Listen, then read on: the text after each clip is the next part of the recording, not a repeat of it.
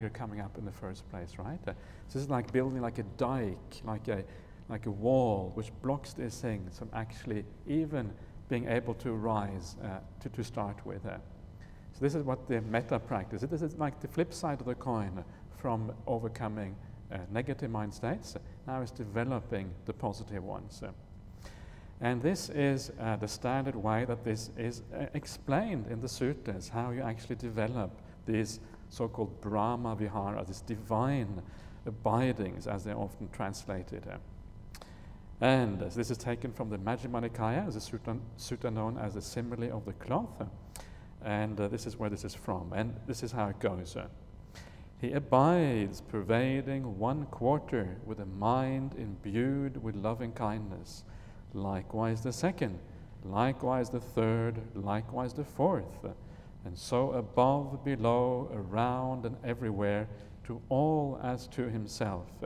He abides, pervading the all-encompassing world with a mind imbued by loving kindness, abundant, exalted, immeasurable, without hostility, without ill will. So that is how metta is supposed to be developed according to the suttas. Very simple little paragraph, right? There isn't much to it. It looks like it should be a very easy thing to develop. Yeah, so of course, we all know probably, many will know it, it's not that easy to develop metta. It's not that easy to build up those feelings inside of goodwill towards other people. It can be quite hard, but the point is that it can be done as well. It's just a matter of perseverance, just a matter of trying enough. And if you try, and if you persevere, and if you investigate, and you are wise about how you do this, everyone here will be able to develop these feelings. It's a matter of trying and actually learning from your experience. And it's incredibly worthwhile. It's very beautiful. You feel very good inside when this is the case. You feel really, you feel a sense of the whole world is beautiful, right? You feel a sense of at easiness with everyone, and everything is just flows so naturally, goes so easily here. You can't really you find it very difficult to get angry here. Even if you have only a little bit of this, it's already very powerful. Very beautiful thing to be able to do if you can do this. It feels good, and of course, not only does it feel good, but it makes interactions with other people so pleasant. Everything becomes so easy. Even if other people get upset and angry, it doesn't really matter so much for you anymore. So incredibly worthwhile to try to develop these things. And of course, it purifies you. Sometimes maybe you find that being a virtuous person is very, it's tiring, right? You always have to do the right thing, say the right thing, think the right thoughts. It's like there's this pressure on you. You have to be a good Buddhist or whatever, right? Now it suddenly comes naturally. You don't have to try so hard anymore. It's natural to be nice, right? You feel this natural sense of goodwill towards other people around you. So, loving kindness, the Pali word for this is metta, and the meaning of this word, actually it comes from the word mitta or mitra, which means friend. So one way of translating this is simply as friendliness. Loving kindness sounds very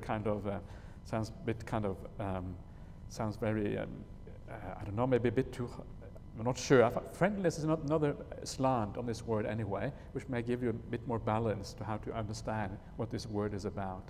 It's basically about having goodwill towards someone, right? A sense of goodwill. You know what it's like when you have goodwill towards somebody? You feel well disposed towards them. You want to help them. You're very happy to to support them or whatever it is. That's basically what it is. Friendliness, goodwill, loving kindness, different slants of the same word. And the way that it is described here is simply that you have this sense of metta towards the different quarters.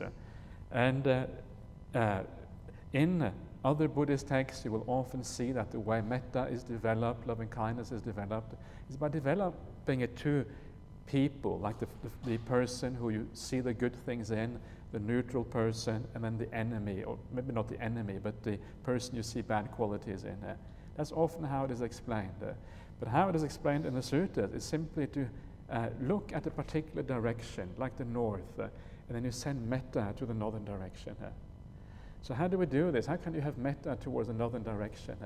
And the idea here, remember that you can only have friendliness towards someone you see the good qualities in, right?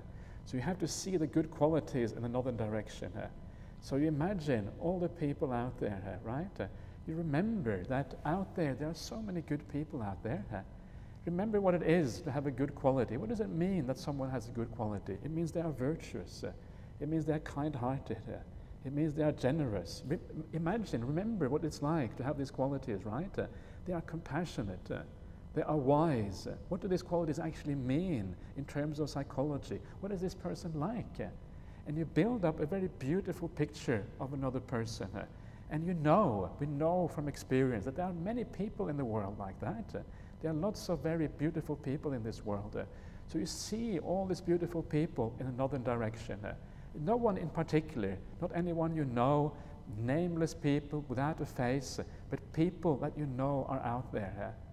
And because you know that there are so many beautiful people out there, these are the kind of people you naturally feel friendly towards because of their good qualities. Because you naturally feel friendly towards them, it is possible to wish them well, right? And that's what metta is, this wishing well, the goodwill towards other people. May you be happy, may you be well, may you find peace. And you naturally feel that towards a person with beautiful qualities. So you build up this perception inside of you of this beautiful direction to the north, to the east, to the south, to the west, beautiful people in there. And then you wish that direction well with all those people in there. So sometimes that is easier than doing it towards actual people, because if it is actual people, because of our own perceptions, it's very hard to have a very pure perception against real people. But towards a direction and towards an idea that we make up in our mind, that we know is true, that is much easier, at least for some people. People will vary, but for some people it's easier to have metta in that case. So you have metta towards another direction. Wish all those people well. Again, this is just my suggestion. There are different ways of doing this. Many people teach metta, but this is one way that is taken from the sutta as the way this is described. And then you move around to the western direction, and you move around, and you re-establish that thought. You try. You don't keep thinking, may you be well all the time. You establish the perception. You say, may you all be well. And then you kind of allow it to grow inside of you.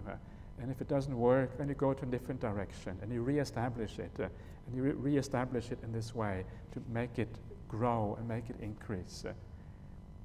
This is basically the idea behind this, but it's so important that you have the right perception in the mind when you start out. That is when it actually can work. So, and then you keep on doing this, and then eventually the idea is to reach this state, right, where the mind is abundant, exalted, immeasurable, without hostility, without ill will. So this is the mind which is in deep samadhi state, and where this everything, the whole world is seen as in this beautiful light of goodwill towards everyone, all beings everywhere. And what a wonderful thing that is if you can get to that point. It takes quite a bit of practice to get there, but it's a wonderful kind of perception. So tomorrow, or not tomorrow, actually this evening, I intend to try to do a guided metta meditation. So if you want to come out for that, you're welcome. That is at 7:30, I believe. And then after that, we'll have a Q&A. So to give you a taste of at least one way of doing that. So that is the metta meditation. Then after that, this sutta goes on, and it says, after that it says, he abides pervading 1/4 with a mind imbued with compassion. And then the same formula for compassion. First quarter, second quarter, the all-encompassing world with a mind imbued with compassion, abundant, exalted, immeasurable. The same thing with appreciative joy, mudita, and lastly the mind imbued with equanimity. Second, third, fourth quarter, so above, below, around, and everywhere, to all as to himself.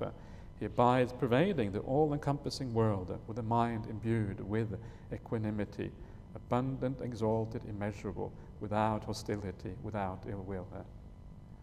And again, you can see here how it starts off with metta, right? It starts off with friendliness, seeing the good in other people, and then it goes on to compassion. Compassion is again when you want to relieve other people of suffering. May you be free of suffering.